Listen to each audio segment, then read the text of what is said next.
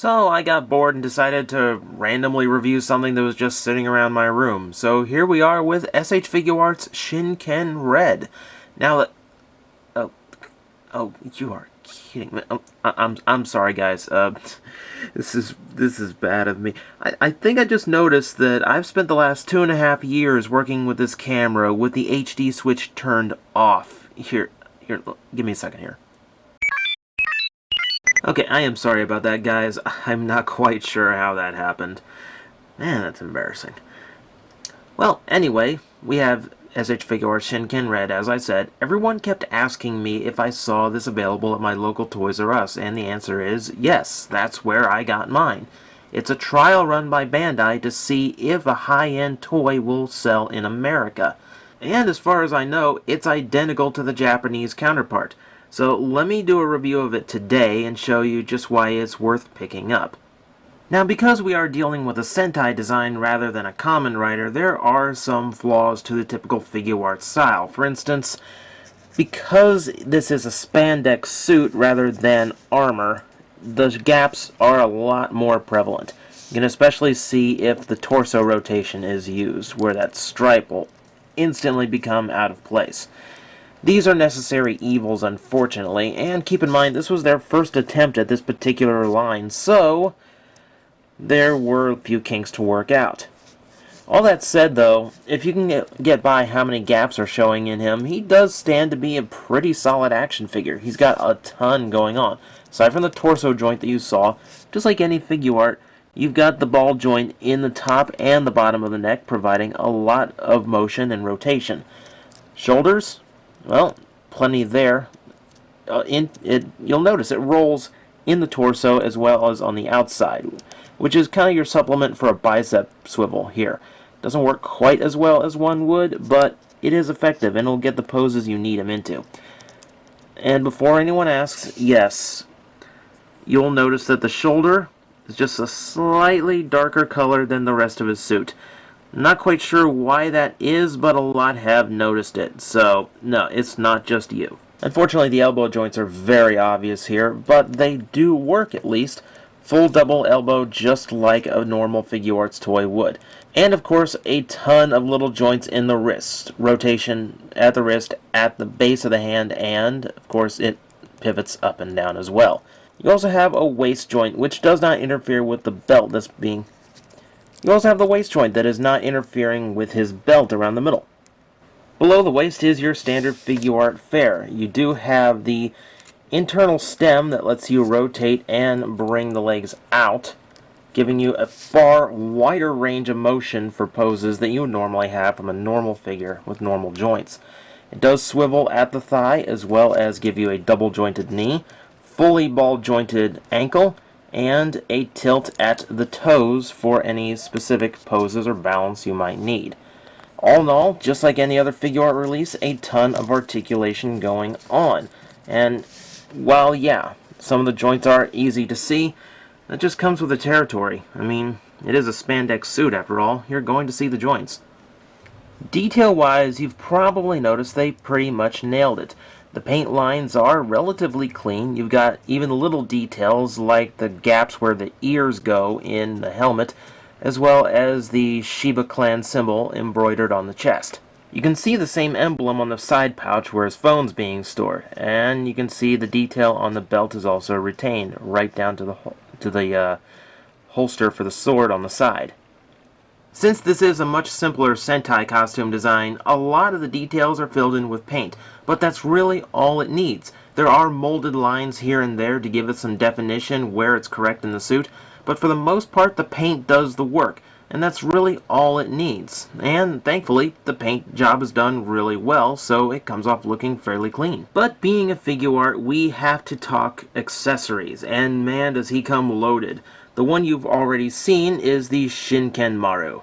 The detailing on this thing is pretty much immaculate. Again, you've got the little Shinkenger symbol right there on the bottom of the handle, as well as a ton of groove lines to give it just the right look.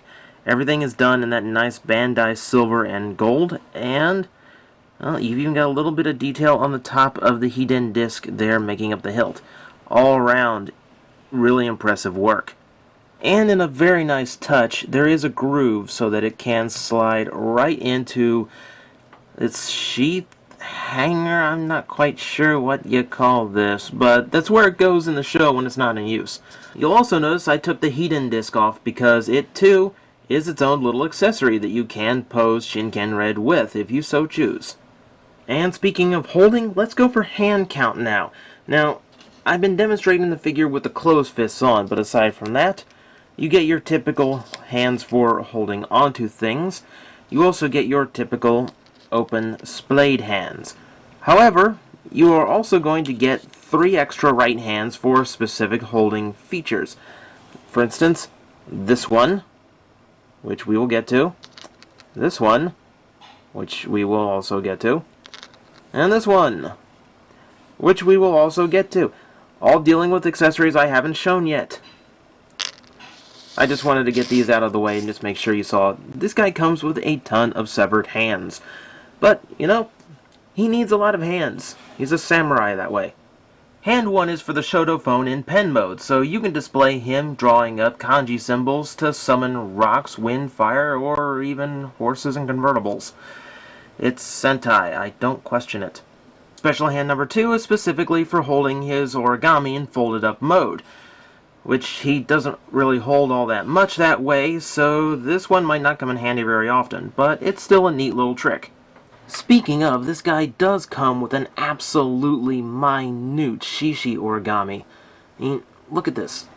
Here's my thumb and forefinger, just to move it around and manipulate it. You can see the individual claws have not only been painted gold, but molded in. The eyes are painted. You can see the mouth, the mane, all the little lines where it transforms. Well, it doesn't actually transform, but you get the idea. Even the little pegs on its butt are painted silver. I mean, it is an amazing little extra accessory for it to come with. I mean, just for a quick size comparison, I don't think my usual soda can will do. That's a dime. This thing could stand on a dime with space left over. I mean, this is incredible level of detail in such a tiny little accessory. But speaking of accessories, I would be amiss if we did not include the biggest and best of the set. The Eureka Daizanto. Full-sized, very heavy. This is one of the larger accessories I've seen come with any figure I've owned. Once again, all the details are accurately represented. A lot of silver all the way down the edge of the blade, gold making up a lot of the molded-in detailing, and a giant fire kanji stamped right on the top.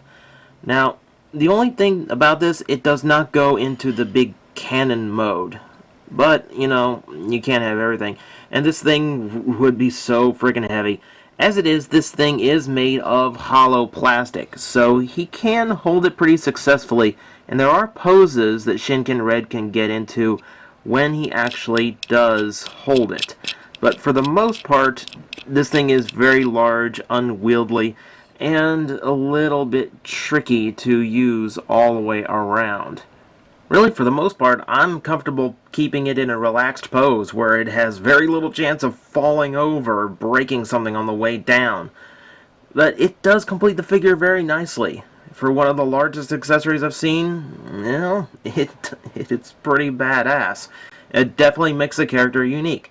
Not to mention, there's a certain other character that could use it effectively. While it does have some flaws because, well, this was their first time trying to adapt a spandex suit to solid plastic, it still does work for the most part. You've got a ton of accessories and a lot of little surprises that this toy can do very well. Now, as I said, this is a test release for the American market to see if a high-quality figure can sell here.